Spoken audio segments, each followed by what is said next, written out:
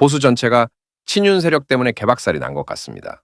친윤 세력이 불법으로 후보를 교체하려고 시도했다가 당원들에게 저지당했죠? 이번 사태로 제 주변에 골수 보수들, 심지어 극우 쪽에 섰던 사람들까지도 질려서 투표 안 하겠다고 보이콧하겠다는 사람들이 굉장히 많아졌습니다. 하물며 중도층은 어떻겠습니까? 지금 쌍권만 욕먹는 줄 아는데요. 보수 전체가 이상한 사람들이 돼버렸습니다. 한덕수 추대론을 옹호하던 스피커들은 지령이라도 받은 것처럼 똑같은 변명을 대고 돌아다니더군요. 황당한 건 당원들이 원해서 추진한다면서 당원들에 의해 강탈 시도가 가로막혔죠.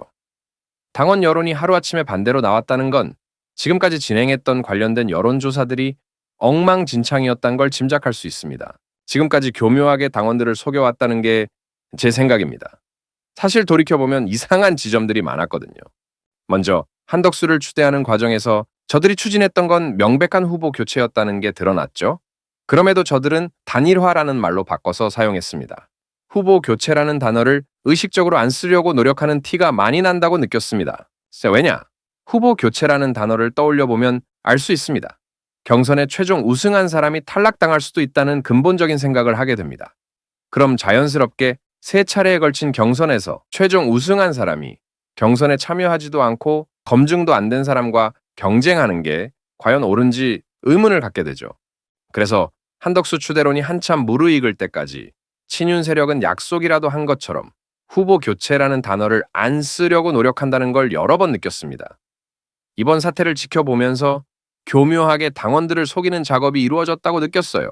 또 하나 의심되는 게 있습니다. 저는 경선 초기부터 진행됐던 단일화 여론조사에서 이상함을 느꼈습니다. 자, 질문을 생각해 보세요. 선거를 앞두고 단일화를 해야 하는지 말아야 하는지 물으면 세상에 어느 당원이 단일화를 반대할까요? 대부분 찬성하는 게 당연합니다. 왜냐면 이 질문에는 중요한 게 빠졌어요. 누가 단일화를 하고 누구로 단일화를 하는지 구체적인 게 하나도 없다는 점입니다. 김문수 한덕수가 아닌 그 누구를 후보로 세워놓고 물어도 똑같은 결과가 나올 만한 질문을 던져놓고 교체의 명분으로 삼았단 소리입니다. 네, 마찬가지로 11일까지 단일화하는 게 유리한지 11일 이후에 하는 게 유리한지 이렇게 물어보면 당연히 11일까지 하는 게 낫다고 답하죠. 상식적으로 그게 유리하니까요. 이걸 명분으로 친윤 세력은 여기저기에 출연해서 한덕수를 옹호하기 시작했습니다. 그때마다 이런 방식의 단일화는 좀 불공정하지 않냐라는 질문이 돌아왔는데 친윤 스피커들이 뭐라고 답했는지 아세요?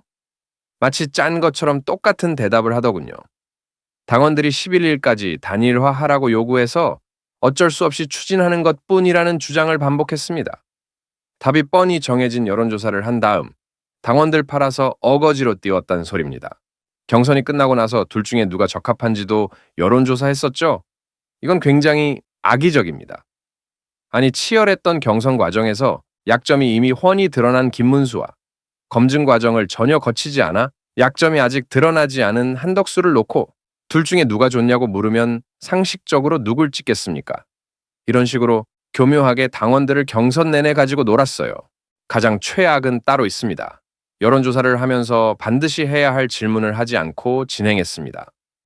처음부터 나중에 최종 후보가 나오더라도 그게 누구든 한덕수로 교체하는 것에 동의하는지 진작에 물었어야죠. 그걸 끝까지 묻지 않고 의도적으로 한덕수 교체 여론을 계속 무르익게 만든 다음 아무 의미 없는 여론조사를 내세워 최종 후보를 궁지로 몰았습니다. 누가 최종 후보가 됐든 이런 공격을 당했을 거예요. 근데 예상과 달리 김문수가 양보를 안 하고 버티니까 새벽에 자기들 마음대로 후보 교체해버린 다음 김문수가 또 가처분 신청할 것 같으니 신청 못하게 마지막으로 여론조사를 돌린 거라고 보고 있습니다. 물론 김문수는 가처분 신청했죠. 저는 인용됐을 거라 봅니다. 그럼 국힘은 후보를 못 냈겠죠. 친윤 세력이 대선을 일찌감치 포기하고 당권만 노리고 있다는 소리가 괜히 나오는 게 아닙니다. 마지막 여론조사에서 김문수 당선 취소 처리하고 한덕수로 교체할 건데 동의하는지 마지막에 와서야 진작에 해야 했던 질문을 던진 겁니다. 이 질문을 왜 그동안 안 했겠습니까?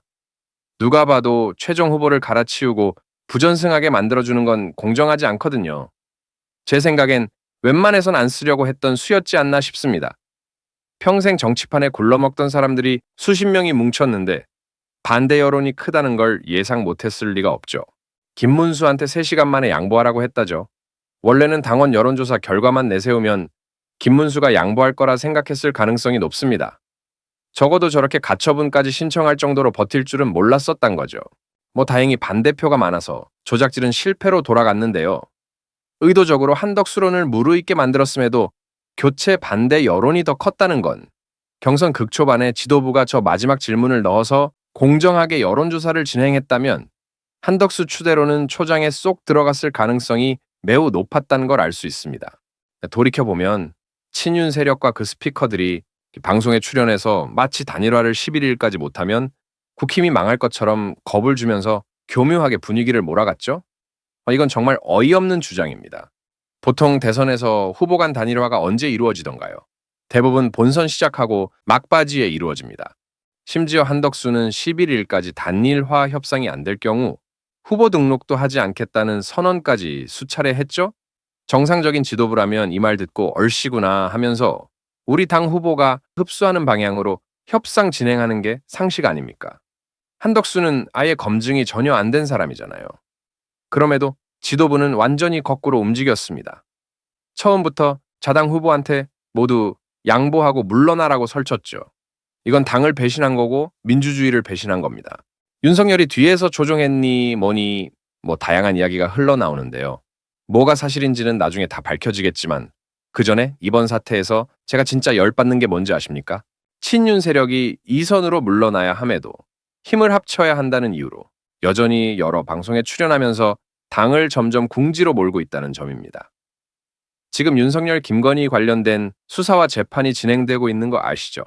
친윤 스피커들이 각종 방송에 패널로 출연해 윤석열 김건희를 대변해주는 역할을 하고 있다는 것도 아십니까? 자기 당 대선 후보 홍보하러 나간 사람들이 이번 조기 대선의 원인을 제공한 사람을 두둔하느라 정신없더군요. 지금 윤석열 김건희 옹호하는 게 선거판에서 당에 도움된다고 보세요? 중도층 관점에서 친윤 세력이 하고 있는 짓을 보면 윤석열 부활을 꿈꾸는 세력, 그 이상도 이하도 아닙니다. 특히 이번에 후보 강탈 시도를 통해서 더욱 그게 강화돼 버렸어요. 그런데도 윤석열 탈당 안 시키고 대선 치르겠다는 게 말이 됩니까? 탄핵 반대 사과도 안 하고 권성동을 여전히 전면에 내세우는 게 정상이에요? 윤석열 김건희와 철저히 선을 긋고 친윤 세력을 뒷방으로 물려야 윤 부부 관련된 비리 혐의가 터져 나올 때 우리 쪽 스피커들이 선 긋고 함께 비판하는 포지션에 설 수 있습니다. 당 차원에서 후보 차원에서 공식적으로 입장을 정리하지 않으면 후보와 당은 물론이고 보수 스피커들은 윤석열 김건희 변명해주다가 선거 끝나버릴 게 자명합니다. 홍준표 지지자 모임 중 일부는 이재명을 지지하고 나섰습니다. 보수당이 실시간으로 무너지는 중입니다. 왜 일부러 무조건 질 수밖에 없는 포지션을 자꾸 고집하는 건가요? 혹시 일찌감치 대선은 포기했고 당권이나 잡아보자는 욕심이라는 소문이 사실인가요? 결과를 뻔히 알면서 불리한 포지션을 계속 고수할지 지켜보겠습니다. 무엇보다 그렇게 정리를 해야 반윤 세력의 도움을 받을 수 있어요.